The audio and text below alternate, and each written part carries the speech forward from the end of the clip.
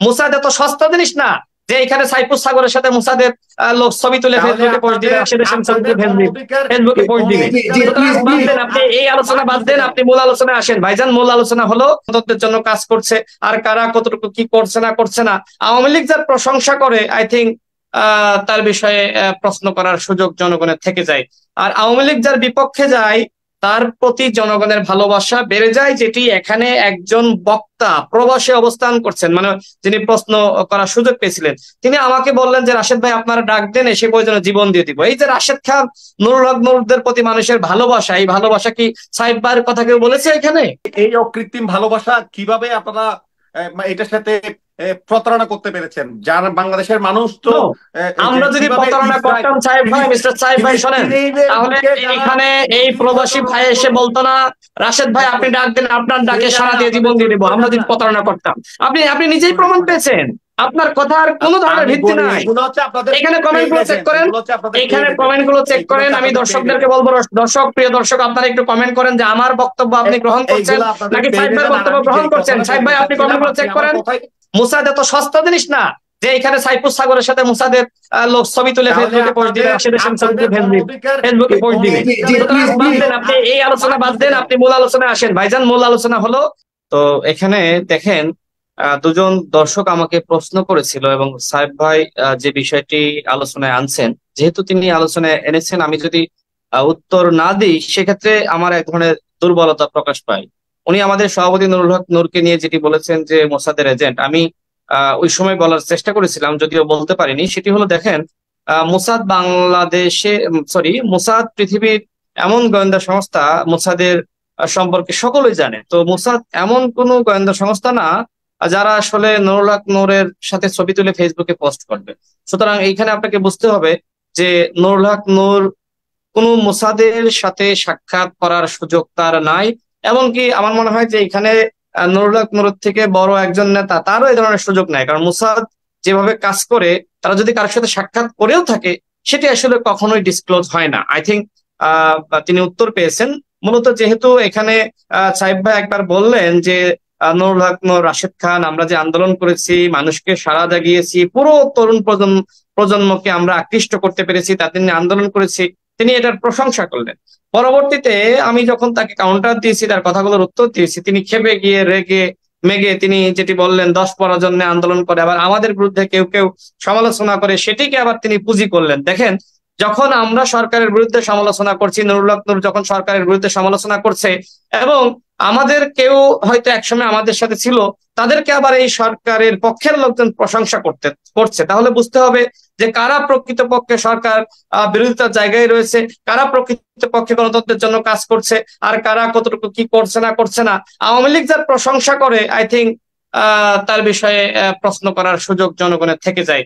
আর আওয়ামী লীগ যার বিপক্ষে যায় তার প্রতি জনগণের ভালোবাসা বেড়ে যায়, যেটি এখানে একজন বক্তা প্রবাসে অবস্থান করছেন, মানে যিনি প্রশ্ন করার সুযোগ পেয়েছিলেন, তিনি আমাকে বললেন যে রাশেদ ভাই আপনারা ডাক দেন, এসে প্রয়োজনে জীবন দিয়ে দিব। এই যে রাশেদ খান, নুরুল হক নূরদের প্রতি মানুষের ভালোবাসা, এই ভালোবাসা কি সাহেব ভাইয়ের কথা কেউ বলেছে এখানে যে সাহেব ভাই আপনি ডাক দেন, আপনার জন্য জীবন দিয়ে দেবো? এই আমাদেরকে মানুষ ভালোবাসে। সেটাই বলেছি, এই অকৃত্রিম ভালোবাসা কিভাবে আপনারা এটার সাথে প্রতারণা করতে পেরেছেন? যার বাংলাদেশের মানুষ তো আমরা যদি প্রতারণা করতাম সাহেব ভাই, মিস্টার সাহেব ভাই শোনেন, তাহলে এখানে এই প্রবাসী ভাই এসে বলতো না রাশেদ ভাই আপনি ডাক দেন, আপনার ডাকে সাড়া দিয়ে জীবন দিয়ে দেবো। আমরা যদি প্রতারণা করতাম, আপনি নিজেই প্রমাণ পেয়েছেন, আপনার কথার কোনো ধরনের ভিত্তি নাই। এখানে কমেন্ট গুলো চেক করেন, এখানে কমেন্ট গুলো চেক করেন। আমি দর্শকদেরকে বলবো, দর্শক প্রিয় দর্শক আপনারা একটু কমেন্ট করেন যে আমার বক্তব্য আপনি গ্রহণ করছেন নাকি সাহেব ভাইয়ের বক্তব্য গ্রহণ করছেন। সাহেব ভাই আপনি কমেন্ট গুলো চেক করেন। শোনেন, আমি যে কথাটাই বলতে চেয়েছিলাম আপনি আমার কথাই এসেছেন। এই যে আজ যে দর্শকের কথা আপনি যে রেফারেন্সটা দিয়েছেন, আমি যে কথাটা সুস্পষ্টভাবে বলতে যাচ্ছি সেটা হচ্ছে যে আপনিও যে প্রান্তিক লেভেল থেকে উঠে আসছেন, ঢাকা শহরে আজকে বসবাস করছেন, আমিও প্রান্তিক লেভেল থেকে উঠে আসছি, ঢাকা শহরে বসবাস করছি, একটা চাকরি করতেছি কিংবা প্রফেশন করতেছি, আপনিও করতেছেন, রাজনীতি করতেছি, আমাদের কোনো ব্যাকওয়ার্ড নাই। সেজন্য আমি আপনাদেরকে অ্যাপ্রিসিয়েট করেছি। একটা পর্যায়ে এসে বাংলাদেশের মধ্যে একটা তরুণ প্রজন্মের মধ্যে একটা কোটা বিরোধী হোক, যে কোনো বিরোধী হোক, একটা আপনারা থিম এনে আপনারা মানুষকে কমিউনিকেট করতে পেরেছেন। আপনাদের উপর বেস করে, আপনাদের উপর বিশ্বাস করে ওই যে লোকটা বলেছে এসে বাংলাদেশে জান দিয়ে ফেলবে, কিন্তু আমি যে জায়গাতে আপনাকে বলতে যাচ্ছি, আমার কথা না, এখানে আপনাদের কাছ থেকে যারা বের হয়ে গিয়ে আরেকটা গণ অধিকার পরিষদ করেছে তাদের বক্তব্য, সেটা হচ্ছে আপনারা জাতির সাথে, আপনারা আপনাদের যারা কমিউনিটি আছে কমিউনিটির সাথে আপনারা প্রতারণা করেছেন। কিভাবে প্রতারণা করেছেন? যেখানে আচ্ছা, পুরো ঠিক আছে, আমরা আলোচনাটা অন্যদিকে চলে যাচ্ছে। আমরা দুর্নীতির বিষয়টা নিয়ে আপনি আমি ওইখানে আসবো। আমি ওনার উত্তর দিতে বাধ্য এই কারণে যে দর্শকদের কাছে ভুল মেসেজ দেবেন। সাহেব ভাই আপনার উত্তর একজন দর্শক কিন্তু দিয়ে দিয়েছে। তিনি বলেছেন আপনি যে কোটি, শেষ করি প্লিজ, শেষ করে দিই সাহেব ভাই, এই বিষয়টা আমি শেষ করে দিই। মানে যে তারা তাদের সংগঠন যে কমিশন গঠিত হয়েছে সেটিতে নাই, তারা এখন প্রতারণা, বিভিন্ন প্রতারণা আশ্রয় নিয়েছে, এটা হলো মোটা দাগে। যারা ফিলিস্তিনের মধ্যে গণহত্যা করছে, সে মোসাদ, সে ইসরায়েল। ঠিক আছে সাহেব ভাই, ওকে, আপনি ওই সময় বলেছেন, শেষ করি প্লিজ, লেট মি ফিনিশ। এইখানে একজন দর্শক, সাগর ভাই প্লিজ, এইখানে একজন দর্শকই কিন্তু আপনার কথার উত্তর দিয়ে দিয়েছে যে আপনি যে কথা বলেছেন তার কোনো ভিত্তি নাই, এবং কোটি কোটি টাকার কথা বললেন যে কোটি কোটি টাকা আপনারা বিভিন্ন জন আমাদেরকে পাঠিয়েছে। আসল পয়েন্টে আসুন। হ্যাঁ, আসল পয়েন্টে আসবো। আপনার এই কথার যদি কোনো তথ্য প্রমাণ থাকে আপনি হাজির করেন, আরেকদিন আপনার সাথে আমি ডিবেট করবো, যেহেতু আজকে ওই প্রসঙ্গ নিয়ে আলোচনা হচ্ছে না। গণ অধিকার পরিষদের তারেক আছে না, তারেক, ওই যে বললাম, আমি বললাম তারেকের আপনি প্রশংসা করছেন, সরকার তারেকের প্রশংসা করছে, রাশেদ খানের নামে ওয়ারেন্ট জারি হচ্ছে, তারেককে মামলা থেকে অব্যাহতি দিচ্ছে। What is this? আচ্ছা, আমরা ওই বিষয়গুলি কথা না বলে জনাব সাহেব আমার একদম অন্য বিষয়টা, অন্য বিষয় চলে যাচ্ছে প্লিজ। সাহেব ভাই, আমাদের রাশেদ খান, নুরুল হক নুরু, তারেক XYZ আমাদের কারো প্রশংসা কিংবা কারো প্রশংসা বা কারো মুখ থেকে, আমাদের আওয়ামী লীগের পক্ষে, শেখ হাসিনার পক্ষে, ওদের মুখ থেকে কোনো প্রশংসা আমরা শুনতে আগ্রহী না। ওকে,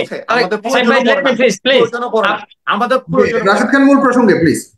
হ্যাঁ, আমি আসছি, আমি আপনার মূল প্রসঙ্গে চলে যাব 30 সেকেন্ডের মধ্যে। সেটা হলো সাহেব ভাই, আপনি তারেকের প্রশংসা করছেন, রাশেদ খান আর নুরুল হক নূরের সমালোচনা করছেন। আপনি আওয়ামী লীগ করেন, আর এইখানে হ্যাঁ শেষ করি প্লিজ।